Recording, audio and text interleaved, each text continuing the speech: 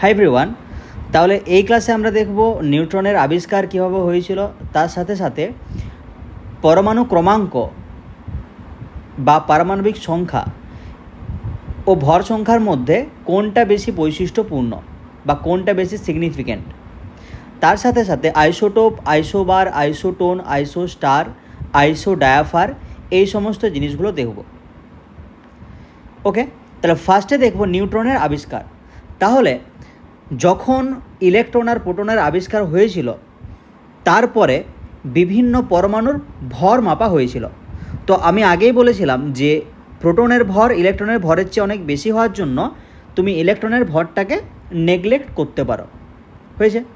তাহলে যখন বিভিন্ন পরমাণুর ভর মাপা হলো, সেই ক্ষেত্রে দেখা গেল যে সাধারণ হাইড্রোজেন বলতে 1H1, এই সাধারণ হাইড্রোজেন বাদ দিয়ে যে কোনো পরমাণুর ভর যখন মাপা হলো, দেখা গেল যে এই পরমাণুটার ভর ওই পরমাণুতে উপস্থিত প্রোটনের ভরের চেয়ে বেশি। সাপোজ সাধারণ হাইড্রোজেনে প্রোটন আছে একটাই, তাহলে যখন তুমি সাধারণ হাইড্রোজেনের ভর মাপবে, সেই ভরটা কার সাথে সমান হবে? এই একটা প্রোটনের ভরের সাথে সমান হবে। কিন্তু এই সাধারণ হাইড্রোজেন বাদ দিয়ে অন্য যে কোনো পরমাণু, সাপোজ তুমি হিলিয়াম 42 এর ভর মাপছো, তাহলে এখানে প্রোটন আছে কটা? দুটা। তাহলে এর ভরটা এই দুটো প্রোটনের ভরের সাথে সমান হওয়া উচিত ছিল, কিন্তু দেখা গেল কি সমান হচ্ছে না। তাহলে এখান থেকে বলা হলো যে ইলেকট্রন প্রোটন বাদ দিয়েও পরমাণুতে অন্য কোনো একটা কণা উপস্থিত আছে, যার জন্য এই ভরের পার্থক্যটা আসছে। তাহলে ওই চার্জবিহীন কণাটার সম্পর্কে প্রথমে রাদারফোর্ড বলেছিল যে এই কণাটা হচ্ছে নিউট্রন। হলো? আচ্ছা, চার্জবিহীন কেন বললাম? কারণ পরমাণুতে যতগুলো প্রোটন থাকে ততগুলো ইলেকট্রন থাকে।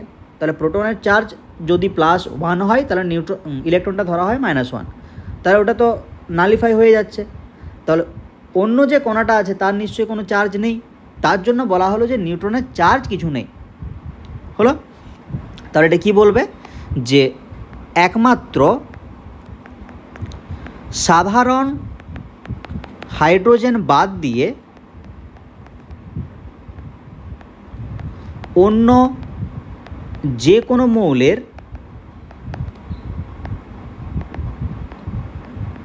পরমাণুর মোট ভর প্রোটনের মোট ভর অপেক্ষা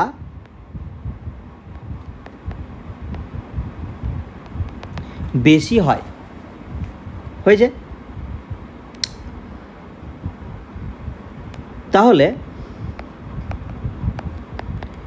যে কণার জন্য এই ভরের পার্থক্য দেখা যায়,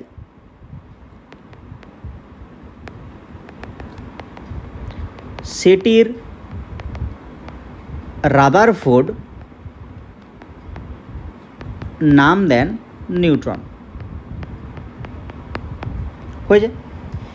এরপরে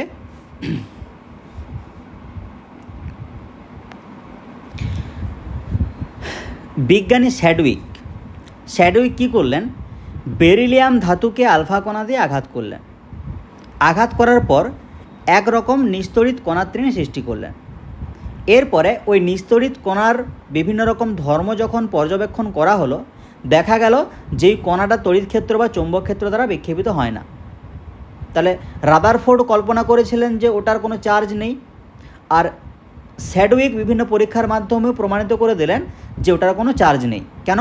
কারণ তড়িৎ ক্ষেত্র বা চৌম্বক ক্ষেত্রে যেরকম ইলেকট্রন বা প্রোটন বিক্ষেপিত হচ্ছিল, সেরকম নিউট্রন কিন্তু বিক্ষেপিত হচ্ছে না। তাহলে চার্জ যদি না থাকে তাহলে বিক্ষেপণ হবে না, প্রমাণিত হয়ে গেল।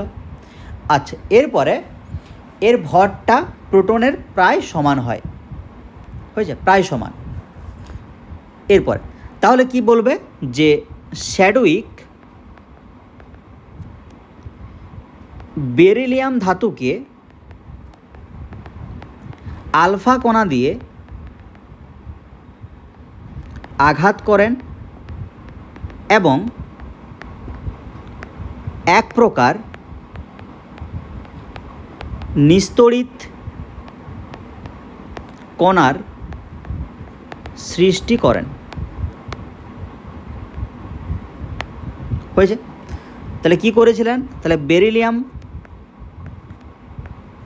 49 এটাকে আঘাত করছেন কাকে? আলফা কণা দিয়ে। তাহলে আলফা কণা মানে কি? হিলিয়াম 42। তাহলে যখন আঘাত করছেন তখন উৎপন্ন হচ্ছে এখান থেকে কার্বন 12 6। দেখো বেরিলিয়ামের উপরে 4 আছে, হিলিয়ামের উপরে 4, সরি বেরিলিয়ামের উপরে 9, হিলিয়ামের উপরে 4, তাহলে 13 হচ্ছে। তাহলে কার্বনে 12 আর একে 13। নিচে দেখো বেরিলিয়ামে 4, হিলিয়ামে 2 মানে 6, কার্বনে 6 আছে, তাহলে এখানে 0 হবে। এটাই হচ্ছে নিউট্রন। হয়েছে? এরপরে এই নিউট্রনের ধর্ম পর্যালোচনা করলেন। তাহলে নিউটনের ধর্ম যখন পর্যালোচনা করা হলো তখন কি দেখা গেল? যে এই কণা তড়িৎ ক্ষেত্র বা চৌম্বক ক্ষেত্র দ্বারা বিক্ষেপিত হয় না।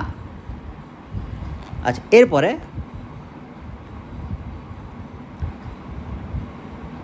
তাহলে এর ভর কত পাওয়া গেছিল? 1.675 × 10⁻⁻24 গ্রাম বা 1.675 × 10⁻⁻27 কেজি। হয়েছে? তাহলে ওই প্রোটনের ভরের প্রায় সমান আর কি। তো এই হচ্ছে নিউট্রনের কেস। তাহলে এখানে ইলেকট্রন, প্রোটন, নিউট্রন সব কিছু আবিষ্কার হয়ে গেল। এরপরে পারমাণবিক সংখ্যা আর পারমাণবিক ভর এই দুটোর মধ্যে কোনটা বেশি গুরুত্বপূর্ণ? হয়েছে? তাহলে এই পরীক্ষাটা করেছিলেন বিজ্ঞানী মোজলে। এটা তোমাদের ক্লাস 10-এ পর্যায় সারণীতে ছিল। তাহলে মোজলের পরীক্ষা। তাহলে বিজ্ঞানী মোজলে কি করেছিল? বিজ্ঞানী মোজলে বিভিন্ন ধাতু নির্মিত টার্গেট নিয়েছিল। ঠিক আছে? এটা বলা হচ্ছে টার্গেট। এই টার্গেটে বিভিন্ন ধাতু নিয়ে পরীক্ষাটা করেছিল। এরপরে এই টার্গেটে তিনি ক্যাথোড রশ্মি দিয়ে আঘাত করেন। ক্যাথোড রশ্মি। তাহলে যখনই টার্গেটে ক্যাথোড রশ্মি দিয়ে আঘাত করা হয়, ক্যাথোড রশ্মি মানে কি? ইলেকট্রন করার স্রোত। এরপরে টার্গেট বিভিন্ন ধাতু দিয়ে গঠিত, ধাতুতে ইলেকট্রন আছে। তাহলে আঘাত করার পর সেখান থেকে এক্স রশ্মি নির্গত হয়। হয়েছে? এরপরে টার্গেটে তুমি যেরকম ধাতু ব্যবহার করবে তোমার এক্স রশ্মির কম্পাঙ্ক সেরকম হবে। বুঝতে পারলে? টার্গেটে ধরো তুমি সোডিয়াম ব্যবহার করলে বা ম্যাগনেসিয়াম ব্যবহার করলে বা পটাশিয়াম ব্যবহার করলে, যেরকম ধাতু ব্যবহার করবে এক্স রশ্মির কম্পাঙ্কটাও সেরকম হবে। হয়েছে? এরপরে বিভিন্ন ধাতুর ভর সংখ্যাও আছে, পারমাণবিক সংখ্যাও আছে। এরপরে বিজ্ঞানী মোজলে ওই ভর সংখ্যার সাথে আর পারমাণবিক সংখ্যার সাথে ওই উৎপন্ন এক্স রশ্মির যে কম্পাঙ্ক তার বর্গমূলের সাথে প্লট করেন বা গ্রাফ করেন। তাহলে একবার করলো পারমাণবিক সংখ্যার সাথে, একবার করলো ভর সংখ্যার সাথে। তাহলে ভর সংখ্যার সাথে যখন ওই রুট নিউ বা ওই কম্পাঙ্কের বর্গমূলের গ্রাফ করেন তখন গ্রাফ কিছুটা এই টাইপের পান। হলো? যখন পারমাণবিক সংখ্যার সাথে গ্রাফটা করেন তখন গ্রাফটা পান এরকম। তাহলে এই দুটো গ্রাফের মধ্যে এই যে প্রথম গ্রাফটা, যেটা তুমি পারমাণবিক সংখ্যার সাথে রুট নিউর গ্রাফ, এই গ্রাফটা থেকে তুমি কি বলতে পারো? যে পারমাণবিক সংখ্যার সাথে রুট নিউটা সমানুপাতিক। কিন্তু পরের গ্রাফটা থেকে তুমি ওরকম কিছু বলতে পারবে না। তার জন্য কি বলা হয়? যে পারমাণবিক ভর তার চেয়ে পারমাণবিক সংখ্যা বা পারমাণবিক ক্রমাঙ্ক অনেক বেশি বৈশিষ্ট্যপূর্ণ বা ইম্পর্ট্যান্ট। হয়েছে? তাহলে কি বলবে এটাই? যে মোজলে টার্গেটের উপর ক্যাথোড রশ্মি দিয়ে আঘাত করার পর উৎপন্ন এক্স রশ্মি পর্যবেক্ষণ করে দেখেন যে এক্স রশ্মির কম্পাঙ্কের বর্গমূল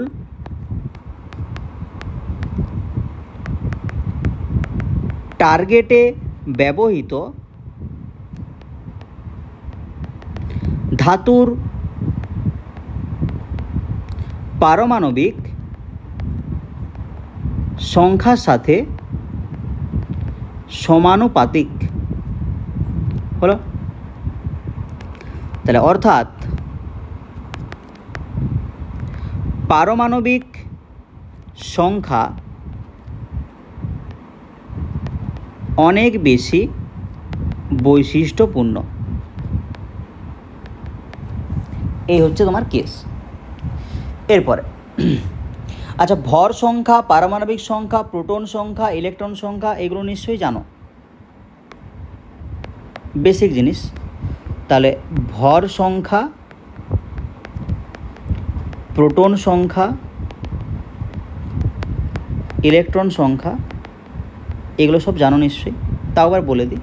তাহলে ভর সংখ্যা সমান কি হয়? প্রোটন প্লাস নিউট্রন, মানে নিউট্রন সংখ্যা আর কি, প্রোটন সংখ্যা প্লাস নিউট্রন সংখ্যা। প্রোটন সংখ্যা কার সাথে সমান হয়? পারমাণবিক সংখ্যার সাথে। হয়েছে।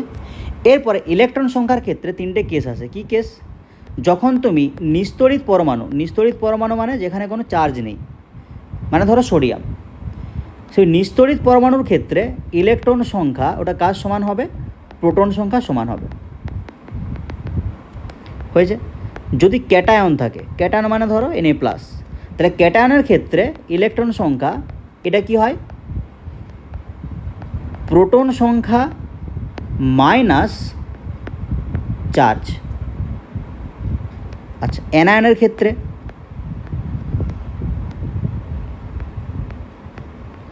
তাহলে অ্যানায়নের ক্ষেত্রে ইলেকট্রন সংখ্যা কি হবে? প্রোটন সংখ্যা প্লাস চার্জ। হয়েছে। ধরো সোডিয়াম, তাহলে সোডিয়ামের কি জানি আমরা? পারমাণবিক ক্রমাঙ্ক হয় 11। তাহলে সোডিয়ামে প্রোটন সংখ্যা কত হবে? 11। তাহলে ইলেকট্রন সংখ্যা কত হবে? 11ই।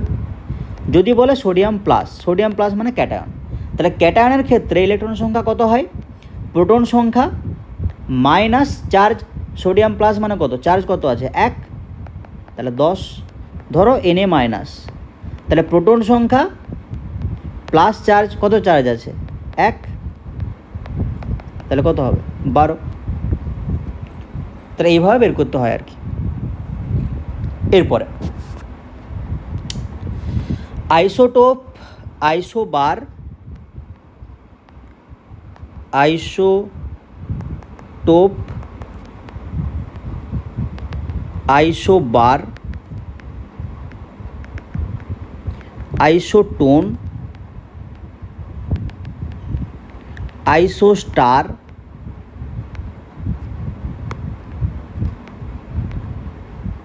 আইসো ডায়াফার, এই টার্মগুলো। আর একটা কী ছিল? আইসোটোপ, আইসোবার, আইসোটোন, আইসোস্টার, আইসো ডায়াফার। আচ্ছা, আইসো ইলেকট্রনিক, আইসো ইলেকট্রনিক, আর একটা নিউক্লিয়ার আইসোমার। তাহলে তোমাদের ফার্স্ট তিনটে ছিল আইসোটোপ, আইসোবার, আইসোটোন, এগুলো ছিল। তাও একটু বলে দিচ্ছি। আইসোটোপ মানে একই মৌলের বিভিন্ন পরমাণু যাদের পারমাণবিক সংখ্যাটা 1 কিন্তু ভর সংখ্যা আলাদা, তাদের পরস্পরের আইসোটোপ বলা হয়। হয়েছে। তাহলে আইসোটোপের এক্সাম্পল তুমি কি বলবে? ধরো হাইড্রোজেন 1 1 2 1 3 1। তাহলে হাইড্রোজেনের ক্ষেত্রে পারমাণবিক সংখ্যা দেখো 1 কিন্তু ভর সংখ্যাটা 1 2 3। তাহলে পারমাণবিক সংখ্যা 1 কিন্তু ভর সংখ্যা আলাদা। হয়েছে। এরপরে আইসোবার, আইসোবার কী ছিল? বিভিন্ন মৌলের পরমাণু যাদের ভর সংখ্যা একই, তাহলে কী হবে? ধরো আর্গন 40-18, ক্যালসিয়াম 20-40, তাহলে আর্গন আর ক্যালসিয়াম দুটো আলাদা পরমাণু, এদের ভর সংখ্যা কি 40, তাহলে এটা হচ্ছে পরস্পরের আইসোবার। আচ্ছা, আইসোটোন কী ছিল? আইসোটোন যাদের নিউট্রন সংখ্যাটা সমান তাদেরকে পরস্পরের আইসোটোন বলা হয়। হয়েছে? ধরো সিলিকন 30-14 আর ধরো ফসফরাস 15-31, তাহলে এখানে নিউট্রন সংখ্যা কত হবে? ভর সংখ্যা মাইনাস প্রোটন বা পারমাণবিক সংখ্যা, তাহলে 16টা। এখানে ভর সংখ্যা মাইনাস প্রোটন সংখ্যা 16টা, তো এটা হচ্ছে আইসোটোন। এরপরে আইসোডায়াফার, তাহলে আইসোডায়াফার এইটা নতুন জিনিস। আইসোডায়াফার কারা?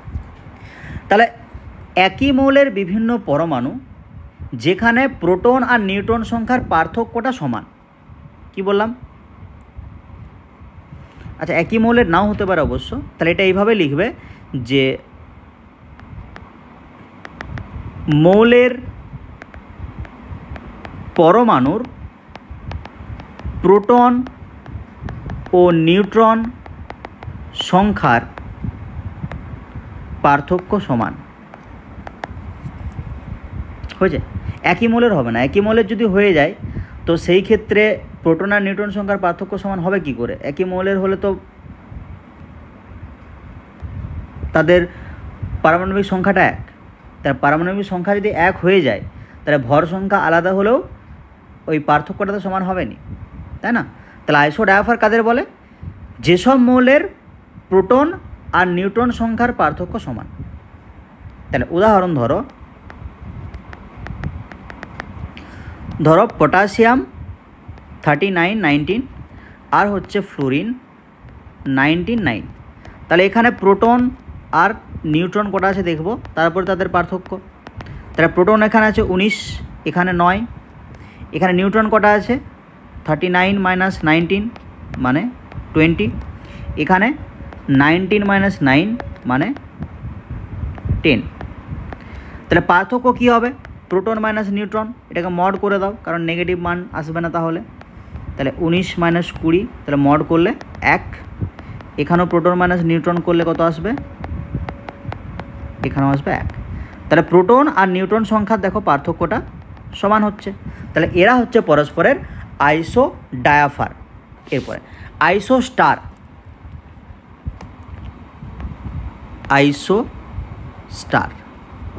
তাহলে আইসোস্টার কাদের বলে? তাহলে যে সমস্ত অণু বা পরমাণুতে সমান সংখ্যক ইলেকট্রন আর পরমাণু থাকে। হয়েছে? তাহলে কি বলবে? যেসব অণুতে সমান সংখ্যক পরমাণু আর ইলেকট্রন থাকে সেগুলো হচ্ছে পরস্পরের আইসোস্টার। তাহলে যেসব অণুতে সমান সংখ্যক পরমাণু ও ইলেকট্রন থাকে। হয়েছে? তাহলে আমরা জানি যে অণু বিভিন্ন পরমাণু নিয়ে গঠিত। তাহলে উদাহরণ ধরো নাইট্রোজেন আর কার্বন মনোক্সাইড। তাহলে নাইট্রোজেন মানে কি? এখানে কতগুলো পরমাণু আছে? দুটো। কেন? কারণ দুটো নাইট্রোজেন পরমাণু নিয়ে একটা N2 অণু গঠিত হয়েছে। কার্বন মনোক্সাইড, এখানেও দুটো পরমাণু, একটা কার্বন পরমাণু একটা অক্সিজেন পরমাণু। আচ্ছা, এবার ইলেকট্রন সংখ্যা, নাইট্রোজেন মানে কত থাকে? 7টা, তাহলে দুটো নাইট্রোজেন 14টা ইলেকট্রন। এখানে কার্বনে 6টা, অক্সিজেনে 8টা, 14টা ইলেকট্রন। তাহলে এই নাইট্রোজেন আর কার্বন মনোক্সাইড এরা হচ্ছে পরস্পরের আইসোস্টার। হয়েছে? এরপরে আইসো ইলেকট্রনিক।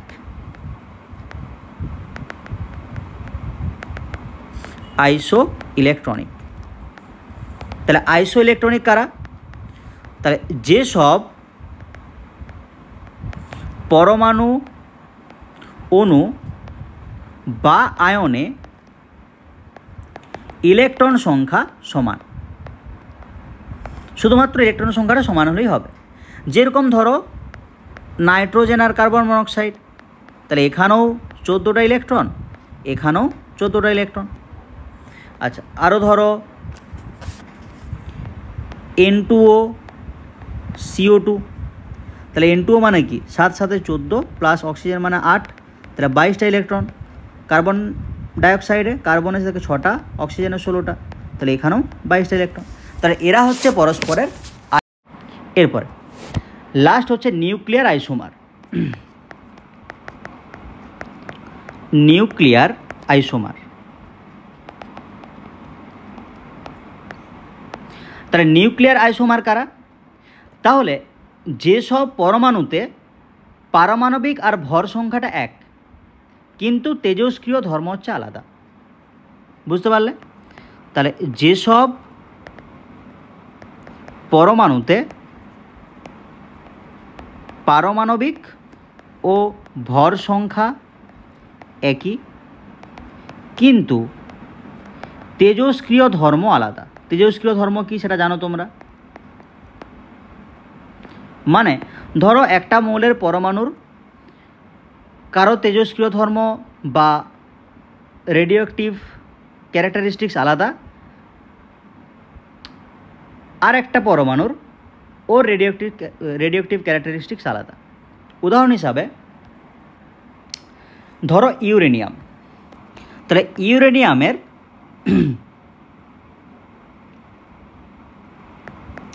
একটা ফর্ম হয় ইউরেনিয়াম X2, আর একটা ফর্ম হয় ইউরেনিয়াম জেড। এটা হচ্ছে ইউরেনিয়ামের দুটো নিউক্লিয়ার আইসোমার। কি বললাম? ইউরেনিয়ামের একটা ফর্ম হয় ইউরেনিয়াম X2, আর একটা হচ্ছে ইউরেনিয়াম জেড। তাহলে ইউরেনিয়ামের দুটো নিউক্লিয়ার আইসোমার, একটা হচ্ছে ইউরেনিয়াম X2, একটা ইউরেনিয়াম জেড।